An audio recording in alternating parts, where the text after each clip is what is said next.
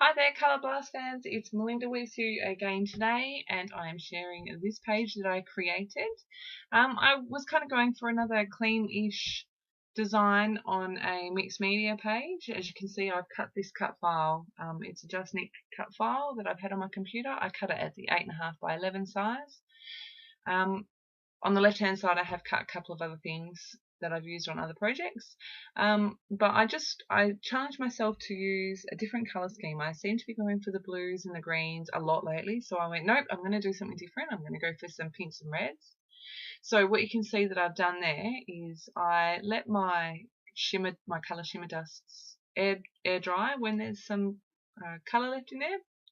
I just added a few drops of water and I've mixed the colour up, and I have literally used a wet paintbrush and applied colour randomly on the cut file.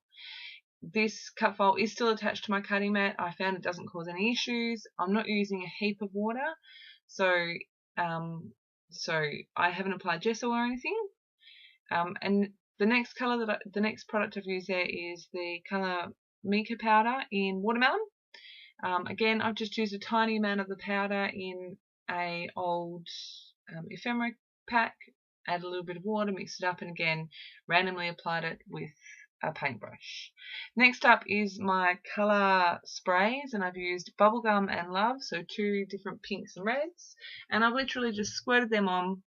Where they've left really big droplets, I have just grabbed a wet paintbrush and smooshed the colour around a bit. And then onto the colour shimmer spray, which I've used Rose Petal and lipstick, and again exactly the same thing. I've sprayed it on, and then where it's gone more blotchy than I was hoping for, I have just used my wet paintbrush, moved the colour around. So this page is looking very pink, and I have to admit I was terrified while I was working on it that it was going to be a big hot pink disaster. Oh my goodness, it's a pink page. But I'm pleasantly surprised. So here I am peeling the cut off, and there it is at this stage. You can see that I haven't applied colour all over the whole file, and I'm quite happy with that.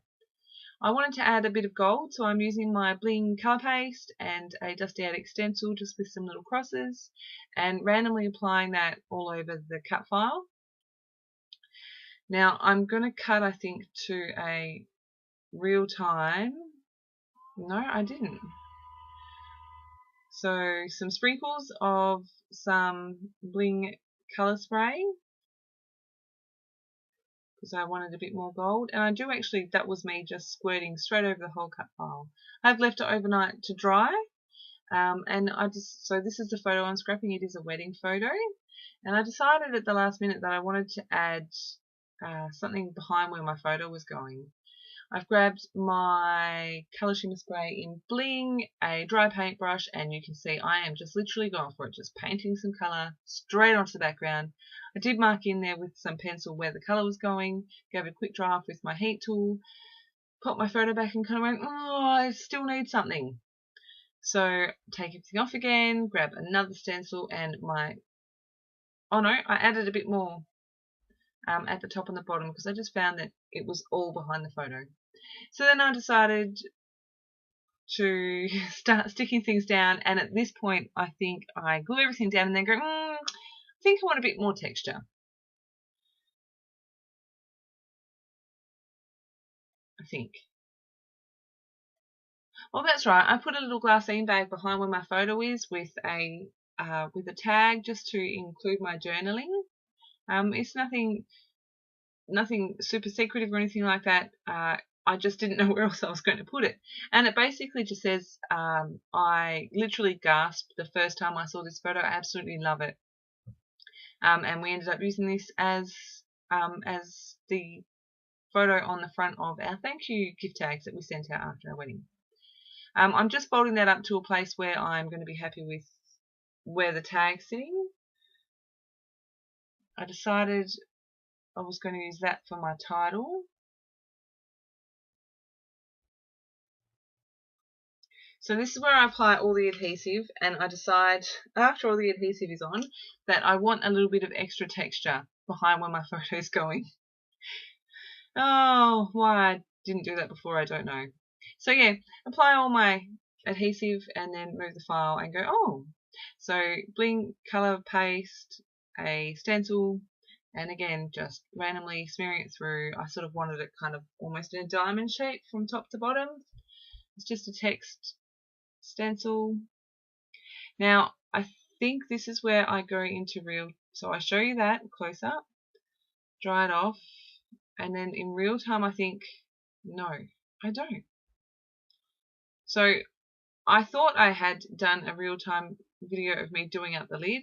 It's really, really important that you keep the seal that comes on the foil bit, really, really important that you keep that and like mush it down and do the lid up tightly so that your pastes don't dry out. I've had it happen, it's not fun. So I am adhering everything down. I decided I want a little bit of foam tape behind that layer. The other side's just sitting up a little bit higher and this makes it sit flat. I added 3 photo corners. I've had them in my stash for ages and keep forgetting to use them. So I've added those to this. Road base colour spray, I decided the layout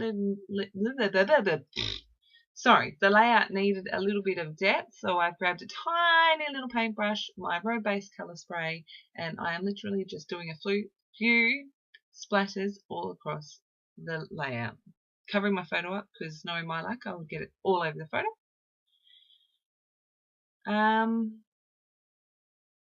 Add a few more,